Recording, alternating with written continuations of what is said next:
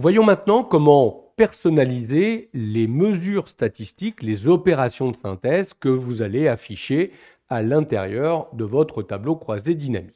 On aimerait analyser les salaires de cette liste d'employés. On va pour cela réaliser plusieurs tableaux croisés dynamiques. On fera apparaître dans un premier la masse salariale, puis dans un autre, on fera un comparatif des salaires entre le salaire des hommes et des femmes. Donc on ajoutera à chaque fois des opérations de synthèse un peu différentes, des sommes, des médianes, des moyennes. On va détailler tout ça. Je crée un premier tableau croisé dynamique que je vais placer dans une nouvelle feuille. Je vais renommer cette feuille « Analyse salaire ». Je commence par faire glisser le champ site que j'emmène en ligne et j'aimerais, dans chacun des sites, mettre la catégorie de façon à avoir un niveau hiérarchique sur le site, puis sur la catégorie. Faites attention, quand vous faites glisser les champs, à ne pas faire glisser sur le champ lui-même, sinon on remplace l'élément en question. Donc j'ai bien fait glisser au-dessus ou en dessous pour rajouter un niveau en ligne. Donc par site, par catégorie, je veux par sexe également en colonne, décider de faire apparaître la masse salariale. Je vais donc prendre le champ salaire que je vais faire glisser en valeur. Il m'a par défaut effectué une somme. Très bien. Je vais sélectionner l'ensemble de ces éléments, mettre en euros, retirer les décimales. Notez que à la place de somme de salaire ici, je pourrais écrire masse salariale. Voilà mon premier tableau. J'ai la masse salariale par site, par catégorie, par sexe. Je vais dupliquer ce tableau. CTRL A, CTRL C, CTRL V pour coller. Et je vais modifier la structure du tableau. On est bien d'accord que le fait d'avoir la masse salariale, cet indicateur, cette mesure statistique intéressante, n'est évidemment pas la mesure la mieux adaptée pour comparer les salaires de mes gens, hommes ou femmes, dans les différentes catégories. Il vaut mieux que nous fassions une moyenne du salaire. On aura le salaire moyen des hommes et des femmes, ce qui nous permettra de comparer salaire moyen et donc voir si, évidemment, les hommes ou les femmes sont mieux payés dans cette entreprise. Il me suffit pour cela d'aller dans la partie valeur et de remplacer l'opération de synthèse somme qui est ici par une simple moyenne, average. On fait une somme, on fait une moyenne, un maximum, un minimum. On pourrait obtenir une médiane.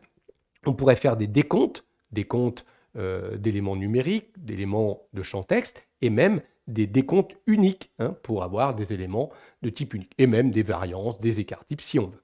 Nous, on va rester ici sur une moyenne, average, et donc on a bien la moyenne des salaires des hommes et des femmes par site et par catégorie. On va enlever la notion de site ici, on va rester sur la catégorie.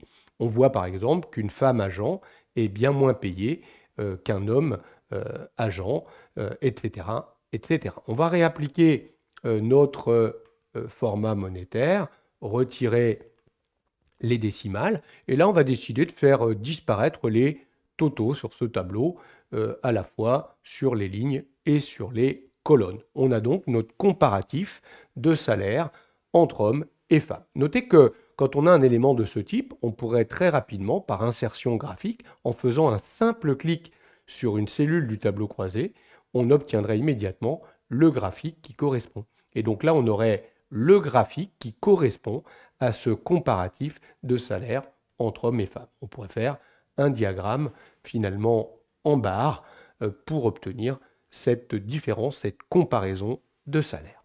Très bien. On va ajouter, on va reprendre ce tableau. Moi, j'aime bien, je préfère faire plusieurs petits tableaux, chaque tableau se concentrant sur une information, une mesure statistique, plutôt que de mettre énormément d'éléments en ligne, en colonne et plein de choses en valeur. On ferait un gros tableau, mais qui serait bien plus difficile à lire. Donc, j'ai copié de nouveau ce tableau, CTRL-C, CTRL-V, et je vais cette fois-ci remodifier un petit peu les affaires. Donc, je vais enlever le site. Cette fois-ci, au lieu de faire une somme, regardez, je pourrais avoir une médiane, le salaire médian plutôt que le salaire moyen des hommes ou des femmes. Très bien. Je vais enlever le salaire médian, je vais demander le salaire minimum. Donc j'ai le salaire minimum des hommes et des femmes. Notez qu'on n'est pas limité à une seule mesure statistique dans un tableau croisé. Je vais de nouveau, regardez, faire glisser le champ salaire une nouvelle fois à l'intérieur de valeurs. Et là, à la place de la somme, je vais demander le max. J'ai donc ici le salaire minimum et le salaire maximum. Notez que dans ces cas-là, quand on applique plusieurs valeurs statistiques, mesures statistiques dans un tableau, il met les valeurs par défaut en colonne. Il me l'indique ici par colonne, mais vous pourriez décider de les faire apparaître en ligne. Je trouve qu'en les mettant en ligne, le tableau est plus clair.